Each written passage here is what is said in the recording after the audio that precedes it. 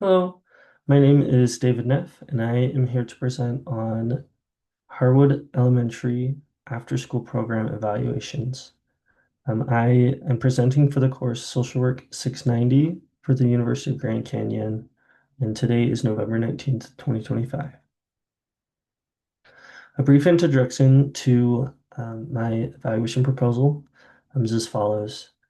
Um, it will be highlighting the importance of after-school programs for K to 5 students. The goal of this is to reduce social isolation and improve academic emotional outcomes for all students. Some of the root issues that will be addressed are in regards to poverty, disability, and language barriers. I will emphasize the program relevance to social work ethics and equity and base many of my explanations on the following hypothesis. To what extent does participation in the Harwood Elementary after-school program improve social connectedness, academic performance, and emotional well-being among K through 5 students who experience barriers such as poverty, disability, or language differences? Now, a brief description of the program is as follows.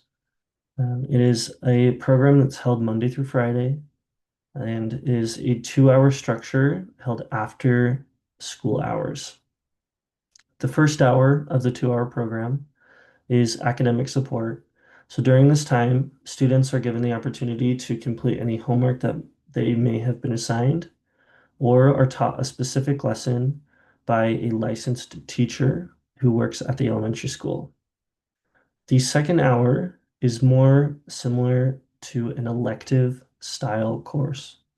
So it's 1 hour of what is called enrichment time. Um, Within this enrichment period, students are able to choose either art, robotics, STEM, sports, music, or many others, depending on what's being provided that week by volunteers or by teachers. Another description that's very important to the program is the fact that it supports working families in the area. It encourages students to attend courses about subjects that they are passionate in with that 1 hour of enrichment courses. And finally, it promotes safety, learning, and connection for students of all ages, races, and economic levels in specifically the Rigby, Idaho area. Now, program assessment at a micro level for the after-school program is that the evaluation focuses on individual outcomes of each student as an individual. So within that academic period, they are given the opportunity to practice some skills or work on specific subjects that they may need extra help with.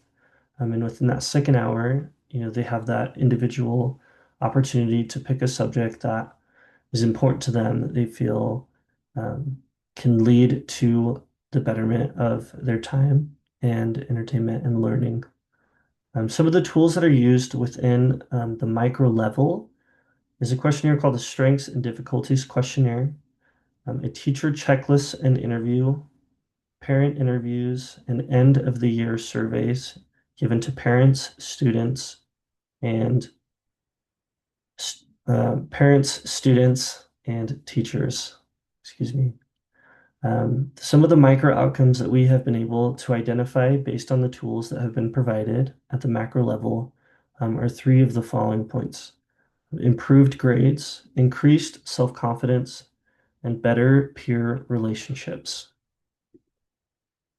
Now, program assessment at a meso level is focused on evaluating how school and community systems work together to support the after-school program. Staff collaboration is an incredibly important aspect of this.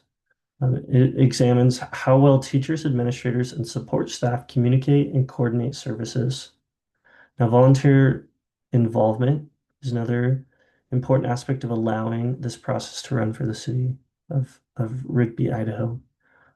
It assesses the recruitment, consistency, and effectiveness of volunteers supporting student activities. Now, partnerships with nonprofits and mental health providers is also significant. It evaluates the strength, alignment, and accessibility of external services connected to the school. Now, with this, we have opportunities to work with local offices and agencies for mental health providers in the community, and they will come in and meet with students during this time. Some tools that we focus on at a meso level, staff interviews provide insight into staff perceptions of program strengths and needs. Focus groups capture shared experiences and themes from staff, volunteers, and parents.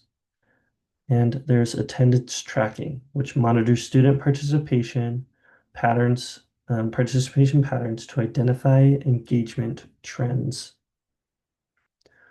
Now, the program assessment at a macro level is the main priority within a macro level of focus, is system level issues like funding, policy, and childcare access. An example of that is the Idaho Child Care Program, which helps support individual families, but still comes at a cost for those people.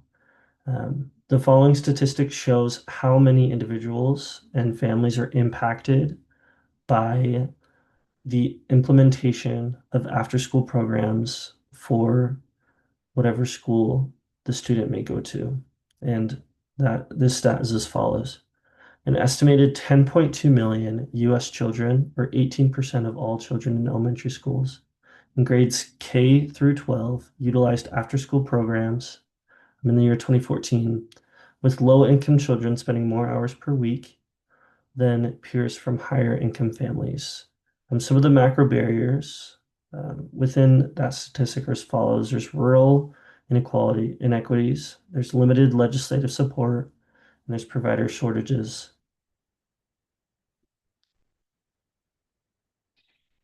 To focus on integrated evaluation levels and ethics, a multi-level evaluation is a full program understanding. So that is essentially when all people involved with the after-school program are informed and updated on specific, maybe could be guidelines, or as we were saying before, having those evaluations from teachers, students, and parents will allow that multi-level evaluation to take place with that full program understanding. Some ethical considerations that need to be addressed within this is cultural sensitivity, confidentiality, informed consent, and bias management. I'd like to take a moment to specifically talk about cultural sensitivity. In the Rigby area, there are many different cultures and races. There is quite a large majority of Latino and Spanish-speaking students, as well as Caucasian students and Asian students as well, with African American students included in that. We specifically hope to focus on the cultural competence. As a community-based school, the importance of understanding cultural sensitivities and the NASW Code of Ethic being 1.05 cultural competence. Section B states the following: social workers should demonstrate knowledge that guides practice with clients of various cultures and be able to demonstrate skills in the provision of culturally informed services that empower marginalized individuals and groups. Social workers must take action against oppression, racism, discrimination, and inequities, and acknowledge personal privilege. Now, again, to emphasize the importance of that cultural sensitivity, after-school programs are designed to be inclusive for all students, which aligns perfectly with 1.05, Section B. And there are teachers who are able to work within that first hour of education who teach Spanish-speaking courses. With it being a community-based course, there has to be evidence that proves that that's being shown. And this specific school and many programs around our nation are very passionate about integrating various cultures to be able to show skills in the provision of culturally informed services as it states in 1.05B in the NASW Code of Ethics. Now, specifically, to dive a little bit deeper into cultural sensitivity, anti-racist practice, and its impact, and policy impact, excuse me, is that program aligns with anti-oppressive culturally responsive practices. Elementary School is a community-based school. Community-based schools receive funding when meeting the requirements to support cultural integration. In order to do that, one of the primary focuses has to be to address inequities at individual, family, group, community, and policy levels. In order to do that, some methods can be in regards to evaluating any bias, power and privilege, or diversity and inclusion in programming that may be present within the after-school program and within the community-based school as a whole. And in regards to that, to be able to identify those, it's important to examine social welfare policy impacts and how that can have an influence on the effectiveness of the program as well. Now, a final conclusion and call to action is a quick summary. Again, is that program reduces isolation, boosts academic emotional outcomes for children grades kindergarten to fifth grade. Evaluation improves effectiveness, equity, and advocacy.